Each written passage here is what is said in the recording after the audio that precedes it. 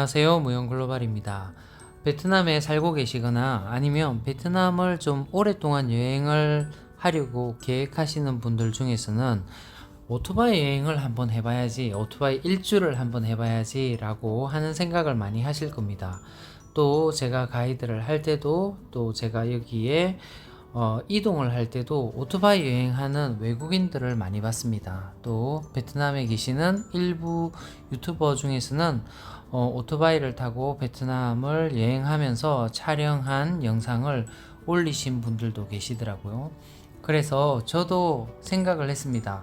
언젠가 시간이 되고 여건이 되면 오토바이 여행을 한번 해봐야지 라고 생각을 했습니다.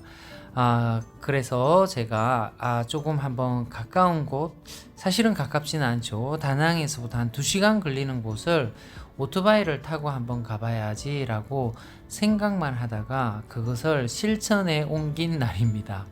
또 가는 날이 약간 비도 오는 날이라서 망설여지기는 했는데 출발할 때 비가 오지 않아서 가감하게 가기로 했습니다. 제가 간 곳은 어디냐면요, 다낭에서 남쪽으로 호이안을 지나서 1시간 더 가게 되면 땀끼라는 곳이 있습니다.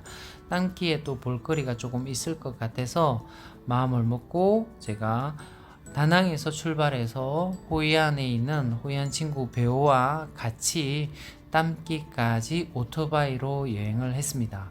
그런데 오토바이 여행을 하고 나서 느낀 건데요. 와, 이거 정말 쉽지 않구나. 정말 힘든 거구나. 앞으로 오토바이로 이거 일주하는 생각은 좀 접어야겠구나 라고 생각을 했습니다. 네, 제가 생각했던 여정보다 훨씬 더 힘든 여정이었습니다. 먼저 제가 간 곳은 벽화 마을입니다. 여기 땀기에 벽화 마을이 있는데요. 가서 보니까 우리나라의 재단에서 여기 땀기에 있는 주민들과 함께 이 벽화를 그리기 시작했더라고요. 땀기를 검색하게 되면 벽화의 그림이 제일 먼저 나옵니다. 오기 전에는 제가 큰 기대를 했었습니다. 여기에 정말 벽화 마을이 정말 아름답게 펼쳐져 있을 줄 알았었는데요. 근데 여기 와 보니까 생각보다 이게 크게 볼거리가 없더라고요. 또 이렇게 모여 있지도 않고 또 벽화가 그렇게 아름답게 보이지도 않더라고요. 그리고 이렇게 바다 가는 길에도 이렇게 꾸며놨습니다. 여기부터 아마 시작을 한 것 같아요. 보니까 안녕하세요도 이렇게 적어놓고 그랬는데 마을 자체가 그렇게 이쁜 마을이 아니라서 그런지 벽화의 모습이 낭만적으로 보이지가 않았습니다. 그리고 여기 나오게 되면은 이렇게 뾰족한 배들이 많이 있는데요. 베트남에서는 바구니 배가 훨씬 더 많습니다.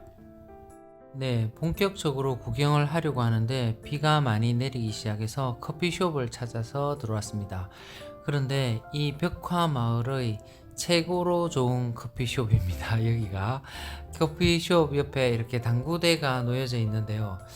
아들하고 아버지 관계는 아닌 것 같은데 와서 당구를 치는 거 보니까 당구 룰을 거의 모르고 그냥 이렇게 치더라고요. 기술도 거의 없고요. 그나마 흰 옷을 입은 이 친구가 이 가게의 아들인 것 같습니다. 이 친구가 당구를 좀 치고 당구 게임도 이렇게 점수판을 이렇게 적어가면서 하지도 않고 그냥 시간을 보내려고 당구를 치더라고요. 비도 오고 또 이 마을도 제 기대 이하로 좀 별로 볼거리가 없다 보니까 너무 실망스럽고 힘이 좀 빠지더라고요. 여행을 했는데 이렇게 제가 지금 영상을 쭉 보여주고 있지만 제가 이 영상을 찍어서 중간중간에 벽화가 없는 부분들을 뺐습니다.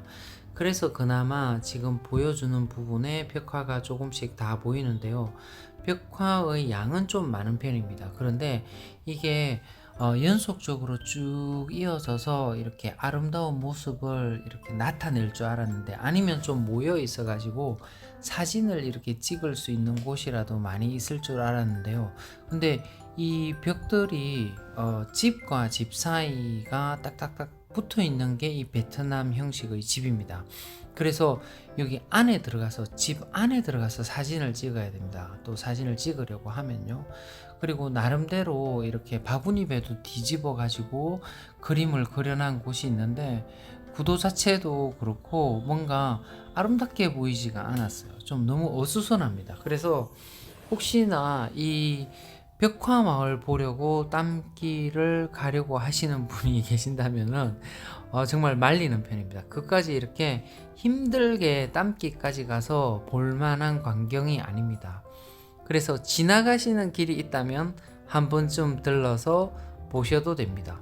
그리고 여기에 이런 쉴만한 공간이 없습니다. 아까 거기 좀 허름한 커피숍이 최고로 큰 커피숍이고 해서 어디에 잠시 앉아가지고 구경할 만한 휴게소조차도 없다 보니까 이게 그냥 마을에 그냥 벽화를 그려놨구나 이 정도입니다.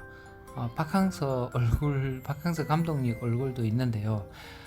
정말 실망 너무 크게 해서 그래서 이제 여기는 볼 게 없다 라고 해서 이제 벽화 마을은 그만 보고요. 땀기까지 왔는데 볼 게 없는지 이렇게 검색을 해봤더니 땀기에는 우리나라 공장들이 많이 들어와 있다고 하더라고요. 그래서 시내를 한번 가보기로 했습니다. 땀기 시내는 제가 생각했던 것보다 잘 이렇게 정비가 되어 있었습니다. 꼭 우리나라의 창원의 도시를 보는 듯한 느낌이었습니다. 길도 이렇게 반듯하게 사방형이라고 그러죠. 이렇게 방사형이라고 그러나요? 그렇게 잘 이렇게 그 계획된 도시처럼 이렇게 되어 있었고요. 높은 건물은 없었지만 도로도 시원하게 뚫려 있고 시청 주변의 광장들도 이렇게 개방감이 있게 있어서 도시 자체는 괜찮았습니다. 도시는 또 우리가 생각하는 것보다 이렇게 훨씬 더 깨끗한 도시를 이루고 있는 곳이었습니다. 그리고 식사도 하러 갔었는데요. 그 식사하는데 아주머니도 여기 한국 사람 많다고 말씀을 하시더라고요. 여기에 한국 공장이 꽤 들어와 있습니다. 그래서 땀기에는 한국 사람들을 보는 게 힘들지 않다고 합니다. 그리고 또 볼만한 곳이 어디 있냐고 보니까 기념관이 있다고 하더라고요. 그래서 기념관에 배우랑 같이 한번 왔습니다. 원래는 배우가 이렇게 그 짧은 치마를 입고 왔는데 이런 기념관에 들어갈 때나 절에 들어갈 때 이럴 때는 짧은 바지나 짧은 치마를 입고 방문을 하면 안 된다고 합니다. 그래서 이제 오토바이 탈 때 햇볕을 가려주는 치마를 두르고 이렇게 이제 방문을 하려고 합니다.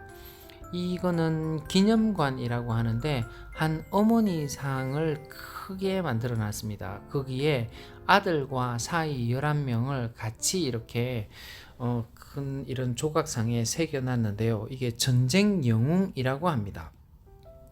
이 어머니의 아들들이 이제 미국과 전쟁할 때 큰 공을 세웠다고 합니다. 그래서 이렇게 기념관을 만든 곳이고요.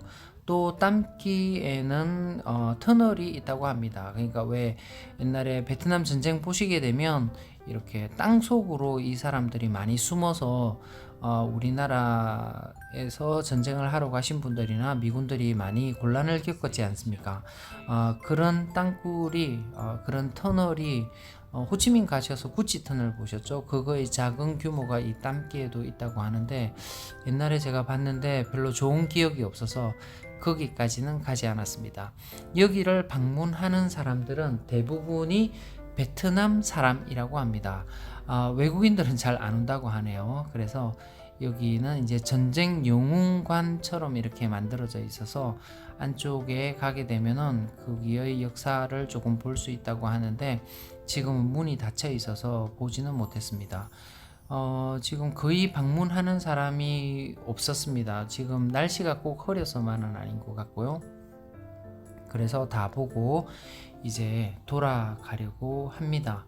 그런데 돌아가는 길에 다낭을 오는 길에 정말 피곤해서 힘들어서 거의 쓰러질 뻔했습니다. 왜냐하면 오는 길에 비가 오는데 이 우비를 쓰고 좀 속도를 내어서 오토바이를 탄 적이 없는데요. 제가 비가 오게 되면 이 친구들은 우비를 입고 오토바이를 탑니다. 그런데 오토바이를 탈 때 우비를 쓰고 좀 속도를 내어서 한 50km, 60km 정도 달려서 왔던 것 같은데요. 생각보다 엄청나게 피곤했습니다. 여러분들 오토바이 여행 쉽게 생각하실 거 아닙니다.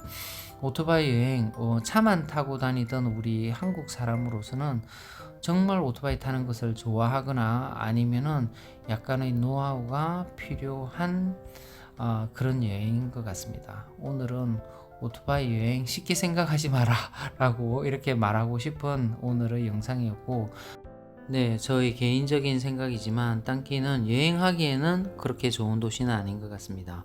오늘도 저희 영상을 봐주셔서 정말 감사합니다.